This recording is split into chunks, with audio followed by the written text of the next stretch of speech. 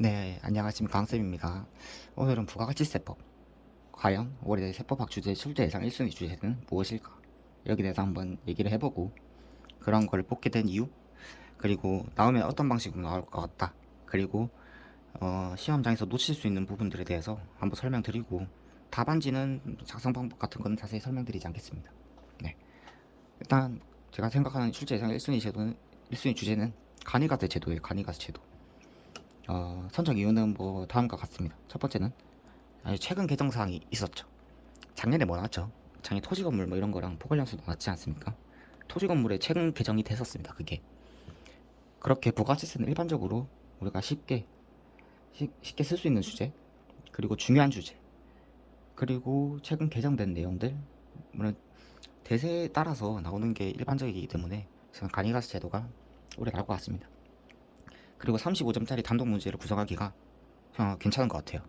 여러 가지를 물어보면서 35점을 충분히 만들 수 있고, 그리고 출제 시기가 도래했죠. 이게 2010년도인가 그 이전에 한번 나오고 이제 계속 안 나왔기 때문에 충분히 나올 수 있는 주제, 그리고 세법학 조세법적으로 좀 중요한 논제라고 생각을 해요.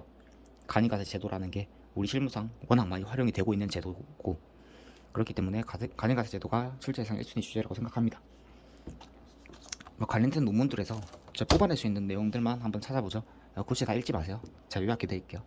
첫 번째는 간이가세 제도의 취지는 세분함을 전략해주겠다는 목적보다 사실 소규모 영세사업자, 뭐 세금계산서 발급 등 여러 가지 의무를 이행할 수 없는 그런 분들에게 납세 편의를 도모하고 간편한 방식으로 세금을 납부하도록 하게끔 함으로써 조세 행정력을 전략한다는데 애초에 설립 취지가 있어요. 법의 설립 법을 만든 이유가 있기 때문에, 이게 그냥 세부단 전략만 쓰시면 아마 교수님 보기에 따라 다르겠지만 좋은 점수를 못 받을 것 같아요. 강의가서 그 제도의 취지 정도는 우리가 무조건 알아야 되니까 그 부분 설명드리고, 그리고 뭐 간이가스자에 대한 비판이 되게 많아요. 논문들에 대해서 뭐 여러 가지 근거들을 통해서, 그리고 간이가스자를 폐지하기 위해서 어떤 절차들을 밟아 나가면 되는지, 그리고 이 교수님이 쓰신 논문이 한양대 교수님인데 점차 실현되고 있는 것 같아서 조금 인상이 깊어서 좀 한번 만들어봤습니다. 시험이 중요한 게 아니기 때문에. 근데 다만 현금 영수증 발행 이런 것들, 지금 현금 영수증 의무 발행 업종이 계속 증가하고 있지 않습니까? 여러 가지가 추가되고, 그런 걸 이행하지 않았을 때 가산세대를 부여하고 있는데, 간이가세 제도의 문제점을 제시하라고 만약에 출제를 하면서 이를 해결하기 위한 방안을 설명하시오라고 하면은 현금 영수증, 그리고 세금계산서 발급의 범위를 확대해야 된다, 이런 것들을 서술을 하시면 될 것 같습니다. 현금 영수증 의무 발행 업종을 추가한다던가, 발행하지 않았을 때 제재를 가한다던가, 적격 증빙을 발급하도록 그렇게 서술하시면 될 것 같습니다. 두 번째도 요거는 제주대학교 뭐 관련 논문인데, 여기도 똑같은 내용이 적혀 있죠. 간이가세 제도는 애초에 세부담을 전략해주겠다라는 목적이 아니라 납세 협력 수준을 완화함으로써 그들의 납세 행정 비용을 절감시켜 주기로 한 것, 그리고 조세 행정 비용을 절감시켜 주기로 한 것, 이런 배경으로 도입됐다는 거 한번 생각해 볼 필요가 있습니다. 뭐 실태, 문제점 뭐 이런 내용이 굉장히 많죠. 어떤 세법학적 의미를 가지고 있기 때문에 중요한 주제라고 생각합니다. 이런 거 설명하고자 아니라 시험에 나올 게 중요하죠. 문제점이나 적용 대상자가 넓다 뭐 이런 비판들이 2010년대 초반 때에도 계속 제기되어 왔습니다.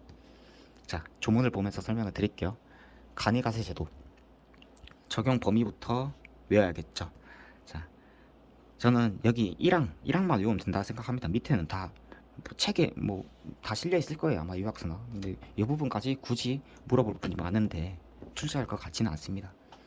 직전에도 공급대가 할 계획이 8천만 원에 미달하는 사업자, 개인 사업자, 그리고 어느 하나에 해당하는 사업자는 간이가세자로 보지 아니한다. 이 간이가세 배제, 이 내용이 시행령에도 적혀 있죠. 그럼 우리는 법인은 제외한다라는 거 알아야 되고, 직전연도에 공급 대가의 합계액이 8천만 원, 공급 가액이 아니라 그 부분 인지해야 되고, 그리고 간이가세를 적용받을 수 없는 뭐 어떤 경우가 있다라는 걸 알아야겠죠. 1호, 간이가세가 적용되지 아니하는 다른 사업장을 보유하고 있는 사업자. 당연하겠죠. 저희가 애초에 납세 편의, 세법상 절차를 이행하기 어려운 점을 감안해서 간편한 제도로 납부하게 되어 있는데, 뭐 다른 일반 사업장을 큰 거를 운영하고 있다고 하면 굳이 간이가세자 제도를 적용해 줄 필요가 없겠죠. 그리고 업종 규모, 지역 이것도 마찬가지죠. 취지랑 결국 연결이 되어 있습니다. 이런 내용들은. 세 번째, 부동산 임대업, 가세용 장소. 이런 부동산 임대업이나 가세용 장소를 경영하시는 사람들은 일반적으로 세법상 의무를 이행해야 되고, 할 수 없다면 뭐 일반 할 여력이 되는 사람들이에요. 그렇기 때문에 제한을 두고 있죠. 네 번째, 둘 이상의 사업자로서 뭐 또 마찬가지 내용이죠. 이 부분에 대한 암기는 기본적으로 이루어져야 될 겁니다. 간이가세 제도의 취지랑 적용 범위 이런 식으로 서술하라고 아마 시험에 나올 것 같습니다. 기본적인 문제죠. 5점짜리고 꼭 맞춰야 되는 문제예요. 뭐 10점으로 나올 수 있겠지만 간이가세자로 뽑은 이유. 자, 두 번째, 재고납부세액과 재고매입세액입니다. 연결돼서 나올 수 있고, 첫 번째, 재고납부세액이죠. 법에는 뭐 간단하게 명시가 되어 있어요. 일반 가세자가 간이가세를 변경되면은, 자, 일반 가세자는 매입세 공제를 받는데 간이가세자는 못 받지 않습니까? 그 차액에 대해서 재고납부세를 납부하도록 되어 있습니다.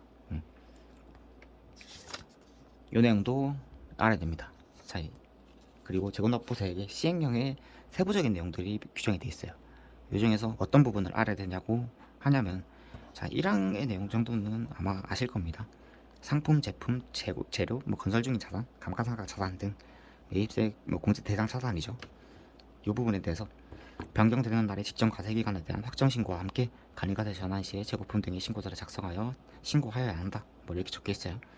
사업 양수도에서 양산 자산도 포함하고 매입세 공제받은 재화도 포함하고, 그런 내용들 간단하게 암기하시고 보시면 좋을 것 같고, 두 번째는 취득가, 시가 이 부분은 세무회계에서 나오는 문제죠.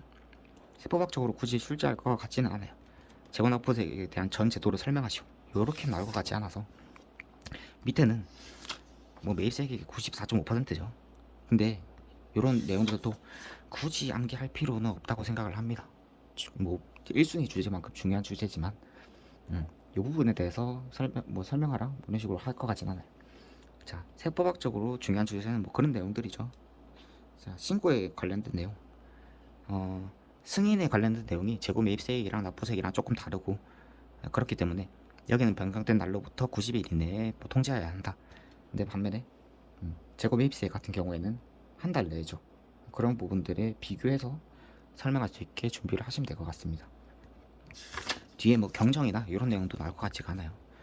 간이가세사에서 뭐 가장 중요한 주제 나오면 무조건 나올 것 같은 주제는 간이가세사 포기제도예요. 포기제도로, 자, 시험에 간이가세 포기제도에 대해서 설명하시오라고 하면은 그렇게는 안 돼요. 너무 쉽잖아요. 저희가 추측하게끔 어떤 법조문을 써야 될지 추측하게끔 내는 게 요즘 시험의 추세라고 생각을 해요. 작년 시험에도 나왔고 재작년 시험에도 그런 식으로 나왔고, 그렇기 때문에 이런 식으로 나올 것 같아요. 만약에 자, 부동산 임대업을 경영하는 사업자가 재고납부세액을 내게 되는데 세금이 너무 과다하다, 이런 경우에 납세자가 취할 수 있는 조치에 대해서 설명하시오 라고 하면 간이가세 포기를 써야겠죠. 그리고 고정자산 투자가 예정돼 있거나 초기 자산에 대한 투자가 많아서 세액에 대한 환급을 받고자 한다, 이런 경우에 취할 수 있는 조치를 설명하시오 라고 하면은 간이가세자 포기제도를 설명해야겠죠. 그런 식으로 시험에 나올 겁니다. 자, 이런 거 나오면 제가 말했던 거 분명히 기억하시고 간이가세자 포기제도에 대해서 소술하시면 아마 다른 사람들보다 좀 비교 우위에 있을 겁니다. 자, 첫 번째, 간이가세자 또는 뭐 그거를 여기는 적용받으려는 달의 전달의 마지막 날, 이거는 일반 그냥 간이가세 적용하다가 이제 포기한 사람이죠. 두 번째는 신규 사업자는 사업자 등록을 신청할 때, 이 두 가지 케이스에 대해서 나눠서 생각을 하시면 되고, 세 번째도 뭐 면세 포기랑 비교해서 설명하라고 하면은 차이점이 무엇인가라고 하면은 요런 부분에 대해서 설명할 것 같습니다. 면세 포기는 3년이 되는 날의 다음 날부터 다시 적용받을 수 있죠. 근데 간이가세자는 달라요. 3년이 되는 날에 속하는 과세 기간까지는 적용받지 못해요. 과세 기간까지니까 6월 30일, 10월 31일까지 적용받지 못하는 규정이니까 그 차이가 있다는 거 인지하시면 될 것 같습니다. 밑에 언제부터 3년이 되는 날이 속하는 과세 기간인지는 일반 가세자 적용받는 그 시점이라고 생각하시면 됩니다. 위에 우리가 암기했던 내용 가지고 생각을 해보시면 되겠죠. 간이가세 포기는 다른 물음과 연결되어서 출제될 수 있다는 거 생각해 주시고, 뒤에 시행령 규정인데 이 부분, 자, 간이가세 적용에 대해서 대부분 부가가치세법상 규정은 뭐 20일을 가지고 놀고 있어요. 근데 간이가세자 폭이 재적용에 따른 거는 재적용 받으라는 과세기간 개시 10일 전까지라는 거, 이 부분도 유의해 주시면 될 것 같고, 위에 부분은 암기 안 하셔도 될 것 같습니다. 네. 자, 간이가세 적용 범위, 아까 최초에 본 부분이죠. 아까 8천만 원, 뭐 130% 그거 왜 껐냐면 지금 현행 대통령령으로 정하는 금액이 8천만 원 동일하기 때문에 그 부분 인지하지 마시고 그냥 8천만 원을 미달하는 개인 사업자라고 생각하시면 될 것 같습니다. 밑에 간이가세 배제 업종 있죠. 이런 것들을 막 다 외우고 계시는 분들이 있어요. 저도 다 못 외웠습니다. 뭐 중요한 거 몇 가지만 외우고 시험에 나오면 뭐그 정도만 쓰시면 돼요. 최종 소비자에게 뭐 제공하는 용역이 아닌 것들은 간이가세자 배제 업종에 들어간다고 생각하시면 됩니다. 기업에게 제공하는 뭐 그런 것들이 있잖아요. 제조업이라든지 도매업도 마찬가지죠. 도매업, 소매업 통해서 소비자한테 가니까. 부동산 매매업 마찬가지고. 뭐 과세 이용 장소 부동산 임대업은 아까 얘기했듯이 첫 번째 조문에 적혀 있고, 그 다음에 포괄양수도 제도 들어간다는 거, 그냥 이 정도 알고 계시면 되고, 밑에는 뭐 굳이 외울 필요는 없다고 생각을 합니다. 뭐 전기, 가스업 이런 것도 마찬가지, 건설업도 마찬가지.